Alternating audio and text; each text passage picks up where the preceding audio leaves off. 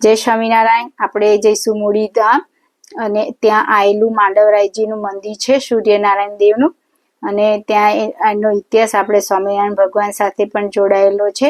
એ માંડવરાયજી જ્યારે થરપરા ગામ રાજસ્થાનમાં આવેલું છે, એ રાજસ્થાનમાંથી આ મૂર્તિ જ્યારે થરપરા ગામથી લાવતા હતા ત્યારે રસ્તામાં ગાડું ખૂંચાઈ ગયું, અને એ ગાડું બહુ જ પ્રયત્ન કરવા છતાં પણ એ નીકળ્યું નહીં બહાર. ત્યારે બધાએ એવું વિચાર્યું કે સૂર્યનારાયણ દેવને અહીંયા જ સ્થાપન થવાની ઈચ્છા છે, એટલે ત્યાં જ એમને સ્થાપના કરી અને આ મંદિર માંડવરાયજીનું આ મંદિર બનાવ્યું.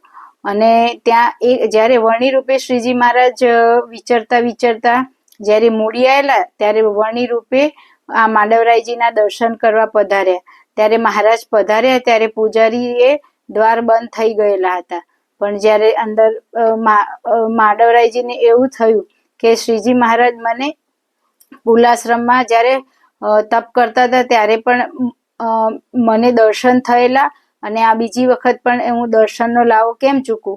એવી રીતે માંડવરાયજીના દર્શન આપ્યા.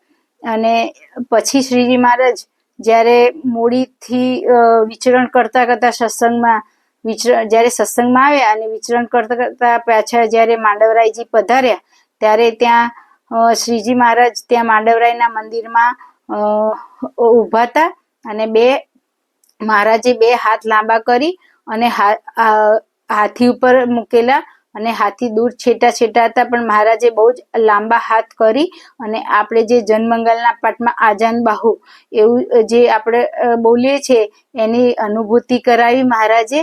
આવી રીતે ત્યાં ઇતિહાસ છે. અને પછી જ્યારે આપણે રામાભાઈ પરમારના બે દીકરીઓ ત્યાં મંદિરમાં સૂર્યનારાયણ દેવના મંદિરમાં હતા ત્યારે શ્રીજી મહારાજને કહે કે તમે કંઈક બોલો.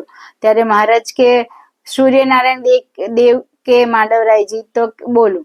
ત્યારે સૂર્યનારાયણ દેવ બોલ્યા કે મહારાજ મને વર્ણી રૂપે પુલાશ્રમમાં મને દર્શન આપ્યા હતા. ત્યારે શ્રીજી મહારાજ બોલ્યા. આવી રીતે ત્યાંનો ઇતિહાસ જોડાયેલો છે. ચલો આપણે માંડવરાયજી દર્શન કરવા જઈશું.